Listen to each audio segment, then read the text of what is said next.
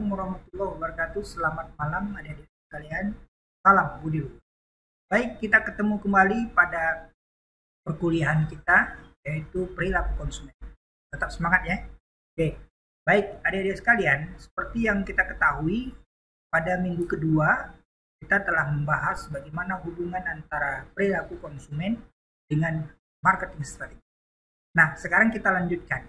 Kalau saya tidak salah, minggu kedua yang sekarang di mana minggu ini adalah perkuliahan ketiga, kita sudah menjelaskan tentang bagaimana perilaku konsumen sehingga konsumen ingin membeli atau mengkonsumsi produk atau jasa yang ditawarkan oleh penjual. Nah, sekarang kita lihat bagaimana proses konsumsi tersebut bisa berjalan sehingga dia membeli produk atau jasa tersebut. Yang pertama, dia mengumpulkan, menerima berbagai informasi. Misalnya, minggu kedua kemarin, Bapak sudah menjelaskan bagaimana contoh daripada pentingnya peranan air kelapa muda bagi masyarakat di seluruh Indonesia. Sehingga penjualan kelapa muda, air kelapa muda, itu laris manis.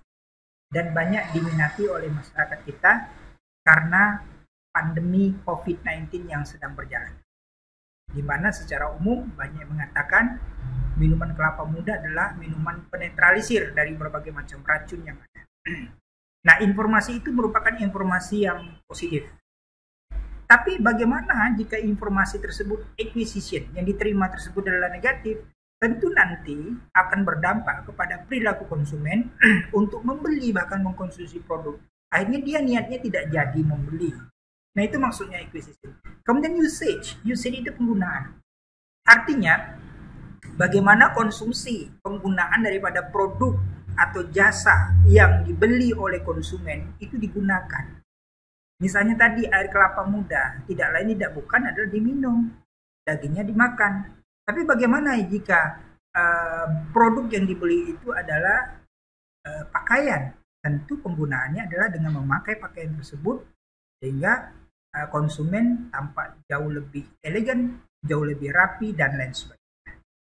Baik, jika itu jasa, penggunaannya tentu adalah bagaimana cita rasa, persepsi daripada si pelanggan, si konsumen, dalam merasakan sentuhan jasa yang saat itu juga dirasakan oleh konsumen. Nah, misalnya saja jasa gunting rambut atau yang bagi laki-laki jasa pangkas rambut. Bagaimana pelayanan pangkas rambut? Misalnya sebelum rambut itu digunting, itu dicuci dulu atau mungkin dipijit-pijit dulu. Nah, setelahnya dipijit lagi, kemudian dicuci lagi hingga bersih, bahkan diberikan minyak rambut sehingga rambut itu bisa dibentuk, bisa disisir, bisa wangi dan lebih rapi. Nah, demikian maksud daripada usage ya, penggunaan. Nah, kemudian disposition ini bagaimana pemantapan dia dalam hal ini konsumen untuk merekam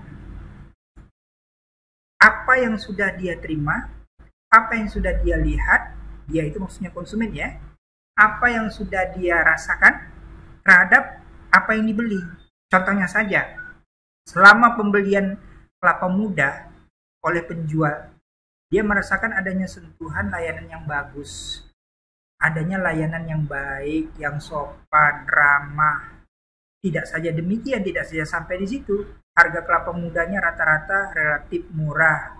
Misalnya di kota Palembang itu banyak air kelapa muda atau kelapa muda yang memang dijual Rp5.000, itu kan murah. Namun di Bangka itu rata-rata di atas 10.000 atau minimum itu 10.000 ya. Nah, jadi murah atau tidaknya itu hanya konsumen yang menentukan, dan nanti direkam dalam hati atau kepalanya bahwasanya ketika itu disposition adalah daya rekam dia mengatakan bahwasanya itu positif, si konsumen dia akan kembali membeli, dia melakukan repetisi pembelian. Tapi apabila yang dirasakan layanan daripada pembelian itu tidak memuaskan, tidak sopan, harganya yang tidak puas dan segala macam, biasanya konsumen tidak akan membeli. Nah, itulah perilakunya. Nah, kemudian proses dalam penawaran produk itu ada produk ya, ada jasa, ada aktivitasnya, pengalamannya, orang-orangnya, dan ide-ide ya. Artinya begini, bagaimana refleks artinya di sini sikap yang secara spontan diterima oleh konsumen dari si penjual pada saat interaksi itu terjadi, interaksi jual beli itu terjadi. Misalnya produk. Jadi indera pertama yang akan dirasakan oleh konsumen tidak lain adalah mata.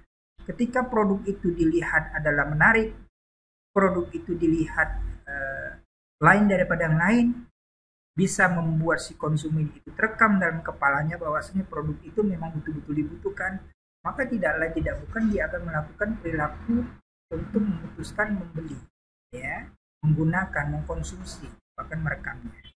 Kemudian jasa demikian, jasa tidak bisa dilakukan dirasakan ketika sebelum jasa itu diterima. Jadi saat jasa itu dalam proses dilakukan, barulah si konsumen ini bisa merasakan. Dan aktivitas jual beli, bagaimana kenyamanannya, ya, keadaan pasar yang bau, keadaan pasar yang mempunyai aroma yang tidak sedap, becek lagi. Nah, itu tentunya aktivitas yang tidak diinginkan oleh konsumen. Maka perilaku konsumen dia tidak akan mau membeli di tempat itu.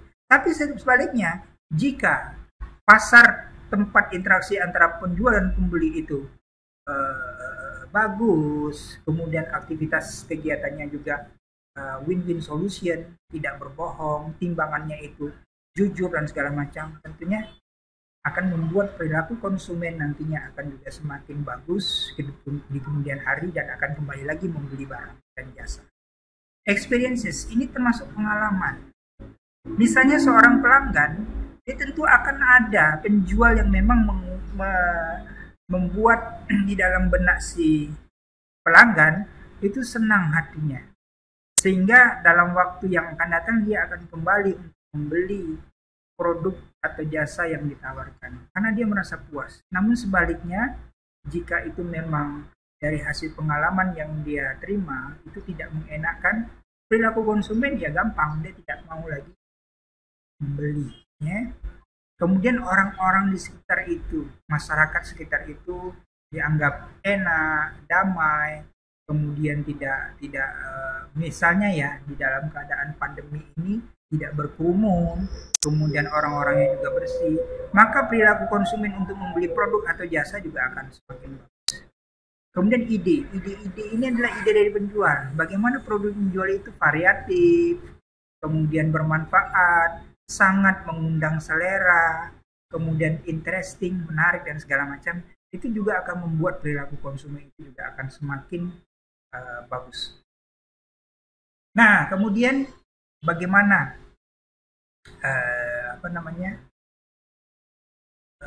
unit daripada pengambilan keputusan. Nah, pengambilan keputusan yang di sini ini maksudnya adalah pengambilan keputusan dari perilaku konsumen. Ya. Jadi perilaku konsumen itu bisa merefleksikan bagaimana informasi yang dia terima. Pertama adalah information gatherer. Information gatherer itu artinya informasi diterima dari orang-orang yang bisa dipercaya dari dia. Misalnya, saya punya pengalaman bahwasanya ternyata di dekat rumah saya ini ada penjual kelapa yang sebenarnya adalah residivis. Penjual kelapa ini residivis, mantan narapidana, baru keluar penjara. Ya. Namun banyak orang yang tidak tahu siapa dia. Ya, misalnya katakanlah R namanya. R ini adalah penjual kelapa yang ternyata residivis, orangnya nakal, baru keluar penjara. Ketika orang itu tidak tahu, perilaku konsumen ya biasa saja membeli produk. Tapi jika perilaku si konsumen ini mengerti dan mampu untuk menerima informasi yang akurat siapa penjual produk itu, misalnya tadi narapidana, kacau balau lah. Apa yang terjadi? Consumer behavior merefleksikan dia tidak mau lagi membeli produk yang dijualnya karena informasi yang diterima itu sudah negatif. Kemudian influencer, bagaimana si konsumen ini nanti akan bercerita ke teman-temannya. Nah, ya, misalnya penjual kelapanya itu tidak sopan, tidak ramah, tidak mampu berinteraksi, berkomunikasi dengan pembeli dan segala macam. Nah, ini akan mempengaruhi perilaku konsumen di kemudian hari untuk tidak mau membeli produk. Baik adik-adik, sehubungan waktu